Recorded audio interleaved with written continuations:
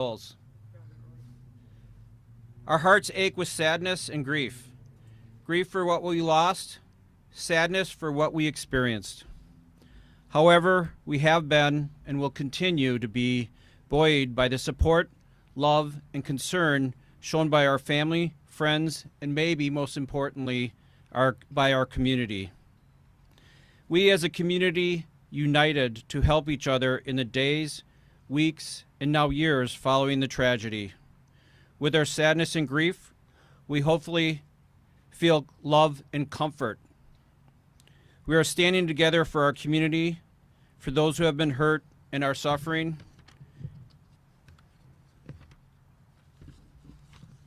Tonight we honor the special lives we lost 4 years ago. People we lost are Virginia Sorensen, Leanna Owen, Tamara Duran, William Hospel, Jane Coolidge, and Jackson Sparks. We remember and recognize the pain and suffering of the nearly 70 others who were physically injured. We remember and recognize the thousands who were emotionally and mentally wounded 4 years ago today. Please join me in a minute of silence for each and every victim of the Waukesha Christmas Parade tragedy.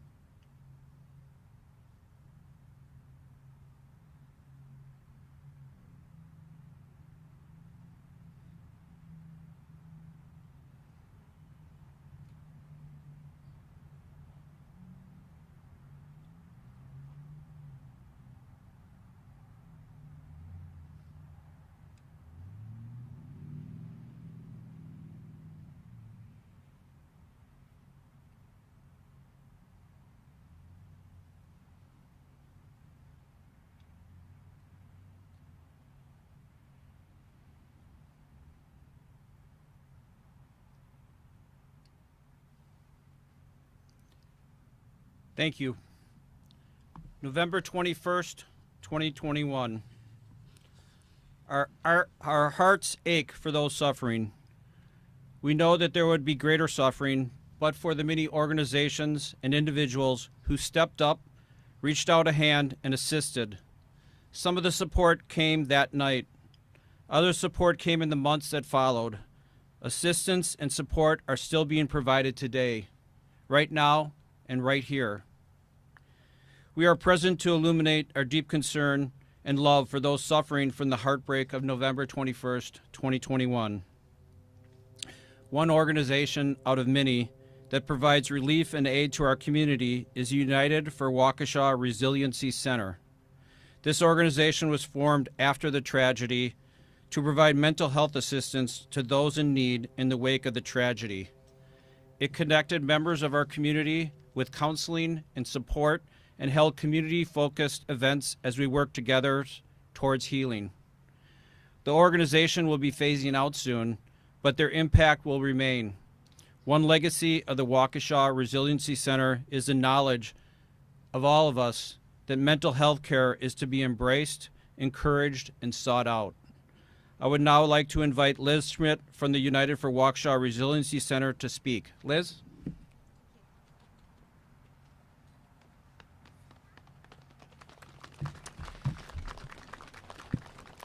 Thank you. Good evening, everyone. Thank you for gathering here today on this deeply meaningful and solemn occasion. The 4-year memorial of the Waukesha Christmas Parade tragedy. We come together not only to remember those we lost, but to honor the resilience of our community and to acknowledge the ongoing journey of grief, healing, and hope.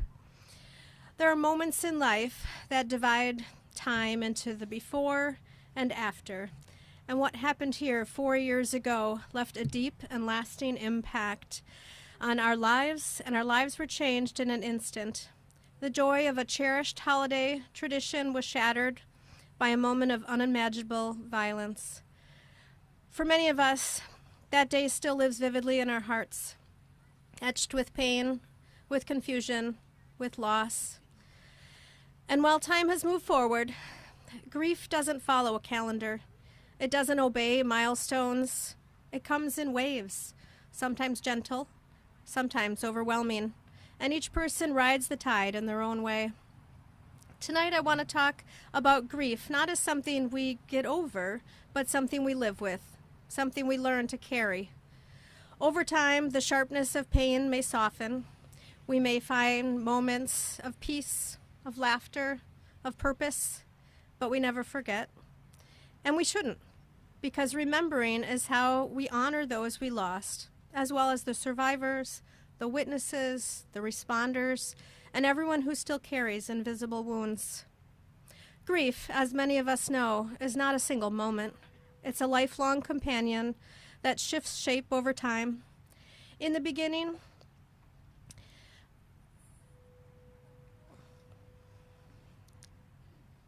over time, the sharpness of the pain may soften. We may find more moments of peace, of laughter, of purpose. I'm sorry, I lost my spot. All right. Grief, as many of us know, is not a single moment. It's a lifelong companion that shifts shape over time. In the beginning, it can feel all-consuming, raw, disorienting, and overwhelming. But as time passes, grief doesn't disappear.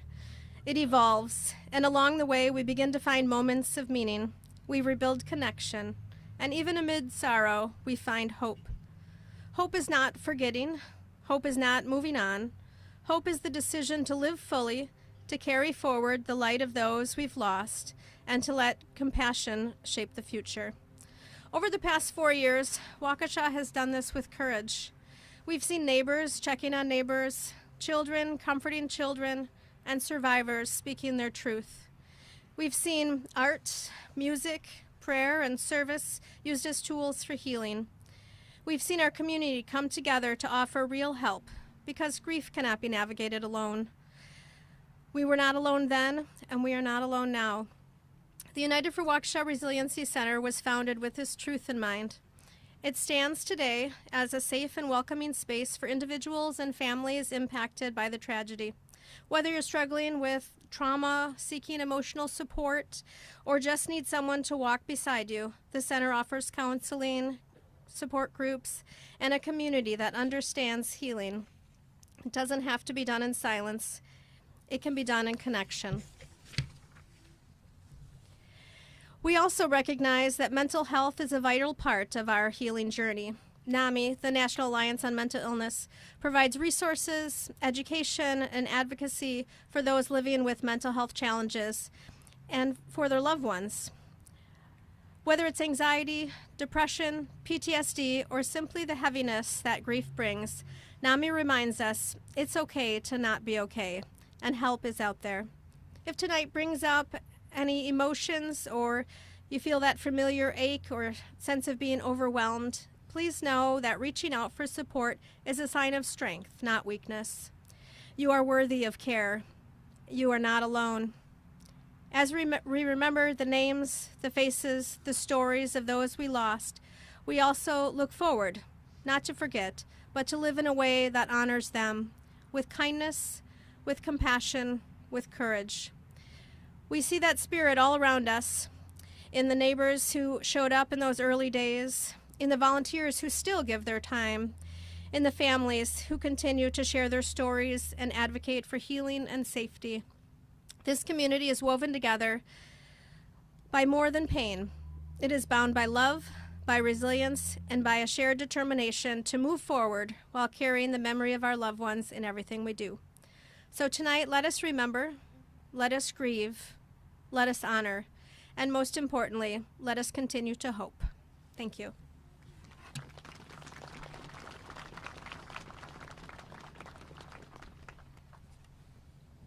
Got it.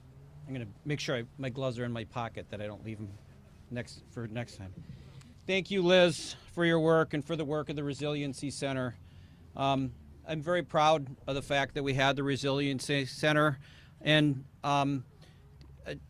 getting mental health help, if you think you need it, you do. remember that for this tragedy that we all endured, but also for many things in our lives. We now have the privilege of turning our attention to the newest addition to the parade memorial, the sculpture Holding Love by artist Carmen de la Paz. Carmen poured her heart and soul into holding love, like she did with the parade memorial tile wall. Carmen is Waukesha. She has made it clear repeatedly that she cares deeply for our community. First, I want to mention Carmen's work on the tile wall. While we were working towards a design for the parade memorial, it was agreed that the memorial needed community participation, a way for individuals to become part of the memorial. The tile wall was Carmen's idea, and the tiles and making those tiles allowed the community to express their thoughts, their wishes, their love, and support for those impacted on November 21st, 2021. Last year, Carmen poured her time and energy into the tile wall to ensure that the tile wall would be a special and moving way for everyone to be a part of our memorial. Thank you again, Carmen, for your work on the tile wall project.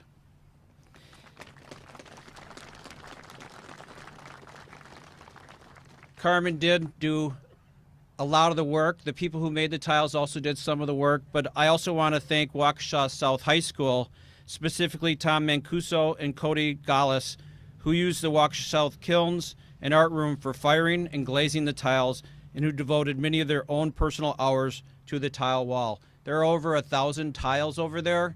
That's a lot of work to get them made, to get them fired, to glaze them. The amount of work that was done by Carmen and the teachers at Waukesha South is truly awe-inspiring. Last year, Carmen devoted her time, her talents, and her energy to the tile wall. This year, Carmen turned her attention to the sculpture Holding Love. I understand that Carmen's inspiration for this beautiful work of art came from the Waukesha Strong Images. At this point, I need to stop talking. You need to hear from our artist, our carpenter, our TV show host, and our Waukesha native, Carmen de la Paz. Carmen?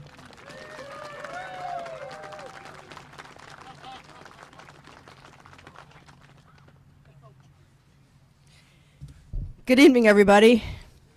I didn't think I was going to get emotional, but I already am. Number one is I really do love Waukesha. I really believe that everything that I am and I do is because I grew up in Waukesha. It's because I went to the Waukesha school systems, and it's because I had two amazing parents in Carmen de la Paz and Vicente de la Paz. To this day, I still have some of my childhood best friends sitting with us, Anita, Marcia Vanderhei. And it's incredible to keep those bonds that tie us. And when it came time to do something for this park, I must acknowledge Thrive Architecture, because it's their concept that we're sitting in front of. You can consider me the accessories, the earrings and the bracelet. Hey, but without a good accessory, you don't have a good outfit, right? And the concept for the hands came way at the beginning, and that's what I was focused on first. And then they said, well, do you have an idea for the community projects? I was like, yes, we can make tiles. And by we, I meant me.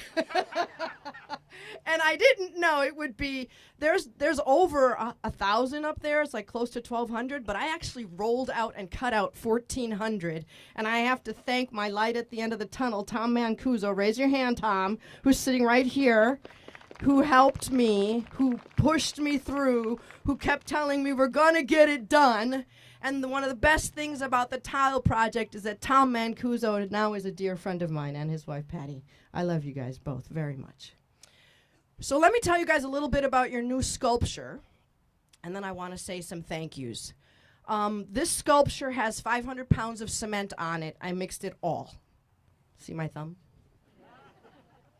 And under it, there are 12 2-inch foam tiles insulation foam tiles that are cut into quarters. They're laminated with 5 gallons of glue. It already weighed a ton at that point. After they started to dry, I then went at it with first a marker and a projector, and I drew out the profile. Then I started carving. I have taken away from that original block that was 6'2" tall, 4 feet wide, 2 feet deep. I took away 10 50-gallon garbage bags of foam. Was taken away. And that was all done with a reciprocating saw, a flap sander on a grinder, an orbital cutting tool, round sanders, flat sanders, Dremels by hand. And then once I carved the outline, then I went back and I covered it with a special cement that is chemically reinforced and fiber reinforced and designed to live in extremities. If you guys know anything about cement, cement is not very friendly with ice and water. Well, welcome to Wisconsin. So this is a product that they use in theme parks and airports, and there's a scratch coat under it, and then there's a top coat over it. And then it's all sanded. Now here's the secret. I sanded the back half with a detail sander. The detail sander decided to break the night before I had to put this in. So the front half is hand sanded, thus my thumb.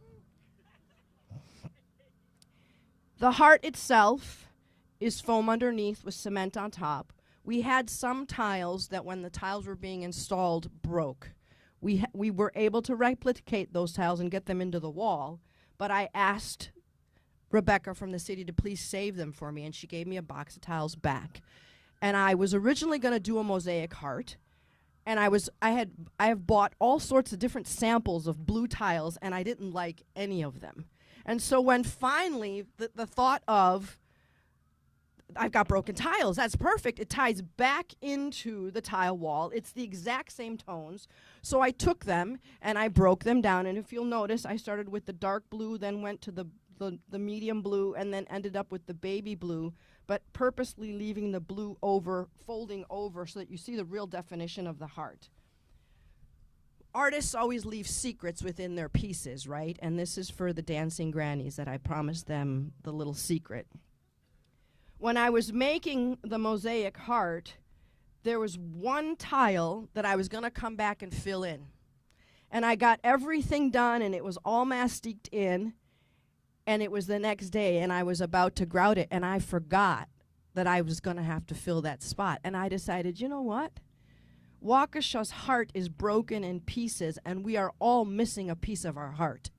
So I purposely decided to not put that piece in to represent those that we have lost, that we wish were here, but they're missing from our heart. Thank you. So moving on. So that's your piece. It weighs 500 pounds. I hammer drilled the holes into the cement. Thank you to the Waukesha Park and Recs and the DWP guys. Brian for carting it over here with Mr. Rogers. Roger did an amazing job. They strapped it onto a flatbed, and I followed it all the way here, like nervous. And then they got it into place, the two of them. This thing weighs 500 pounds. And then Jeff showed up and helped me because my drill burnt, like literally was smoking when we were drilling through the steel plate. So between him and Roger, they finished drilling through the steel plate. I drilled through the cement. We've got 9-inch bolts that go all the way down with catalytic adhesive. And then God always sends angels, right? God always sends angels. And I had this catalytic adhesive, and it was 45 degrees yesterday. And if you know anything about adhesive that's catalytic, it needs to be hot. So I'm not strong enough to squeeze this thing, right? And this guy by the name of Rudy, who was here to do your irrigation plot, was here to meet John, is talking to me. And I'm like, hey, buddy, can you do me a favor? Can you squeeze this caulk tube? Because I cannot get this stuff out. Well, there was my angel, Rudy. He helped me in a pinch, and we got all the bolts in there. And so I'd like to thank that crew behind the scenes. I'd like to thank Rebecca Peterson, who's my, I call her my talent agent here in Waukesha, because she does all the publicity bookings and all the interviews and everything. And then I'd also like to thank Sean Riley. When I first got back to Waukesha, I know you guys know, I feel like I'm at the Oscars and the music's gonna go. But there's no music, so I'm going to keep going if you guys are okay with that. When I first got here, the reason why was stuck in Waukesha, I'm no longer stuck in Waukesha. I had a stroke. And I was given last rites, and they told my mom to prepare for her funeral because I had a hemorrhagic stroke, an aneurysm burst in my head, then I got sepsis, then I got staphylococcus, which then caused encephalitis. I woke up to a priest saying, "Are you prepared to die?" And I said, "What are you talking about?" And he left, and I felt a presence in the room waiting for me. I swear, there was someone waiting for me. And I looked up and I said, "I love you, and I am so sorry, but I am not ready to be with you." And I said, "Use me as an instrument for your greater good and leave me here and let me do good things, and I will do good things. Thank you, God, here are my good things."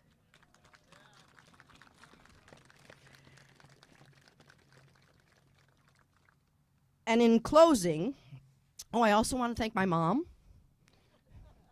for making the meals and bringing me the cookies and the crackers with the cheese while I'm doing things, and Sandra, who helped me put this heart into place because it was too heavy and I could not get it there. And I love my mom, and my mom is a huge inspiration for me. And what I was going to say is that when I got stuck here in Waukesha, I did not want to be here because I didn't have a purpose here. I was like, my career is not here. My television career is dead. What am I going to do in Waukesha? And then Sean Riley asked me to be on the Landmarks Commission. And like, seriously, it gave me a purpose. It gave me a reason and a feeling of being a part of this community. So I thank you, Sean, for bringing me back into the real world and into life through that action, which you didn't even really know. But I really credit that as to me coming back and deciding that, okay, I'm in Waukesha, and if I'm going to be in Waukesha, then I'm going to be a part of Waukesha. And then Roku called. I'm the carpenter on the Spanish version of Ask This Old House, and we shot it right here in Waukesha. So if you can't take the mountain to Muhammad, you bring the Muhammad to the mountain. Roku came to Carmen in Waukesha, and they're coming again. So at the end of the day, I'm grateful. I did all of this piece in silence, thinking of the 6 people that left us. And for Virginia Sorensen, whose funeral card sits next to me every night in my bedroom, I look at it. Thank you for sharing that with me. The Owens, Tamara Durand, Bill Hospital, Jane Coolidge, and Jackson Sparks. If I could bring you all back and erase this park and take it all away, I would do that, if I could do that. But I can't, and so I shall honor you with my work, and I will love my community by offering what I do, which is being creative. We all have a responsibility to where we live and to those who are around us, and I challenge you and invite you all to contribute in whichever and however you can, because it does make a difference. And for you that do not know it, Waukesha, Wisconsin is a very special place, and I am very proud to be a part of you. So thank you all so very much. God bless you. I continue to be a service of you and use me as an instrument for your greater good, but give me some time to rest before we do the next project, please.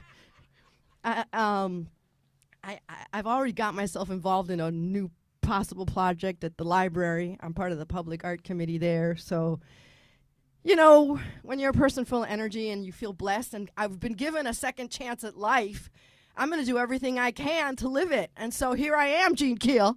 I love you. Another dear friend. So thank you guys all so very much. Waukesha strong, Waukesha proud, Waukesha live long. I love you guys very much. Thank you. Thank you.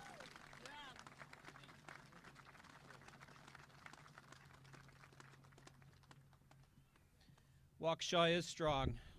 There's so many people that are that have made Waukesha strong. Everyone here, so many other people in the community, and Carmen, as we all understand. Thank you very much, Carmen. We're truly appreciative of all your work and what you have given to our community. You have never shied away from large, and maybe I should say immense, projects, and you are always working to make our world better. I can't end this evening without offering a special thank you to a few more groups of people who have made this memorial possible. Thank you to the Parade Memorial Commission, as well as the Common Council of the City of Waukesha for their hard work throughout this project. Many of them are here tonight. Second, and Carmen, thank you to VJS Construction Services, Thrive Architects, and the Waukesha County Community Foundation, who are indispensable partners with the City of Waukesha, and they help make this project a reality. Finally, I have to thank, and we all need to thank, the hundreds of donors and sponsors who made this memorial a symbol of Waukesha Strong. Born from tragedy, the Waukesha Parade Memorial is a lasting reminder of our unity, resilience, and strength. It is a memorial of a community that chose to heal together. Thank you for standing together in this spot at this hour as we again demonstrate strength, resilience, and love for each other. This concludes the program at this point, but I encourage you to walk through the memorial grounds. Visit with your neighbor, and if you feel the need, give them a hug of embrace. You need it, and they need it. So thank you very much, everyone.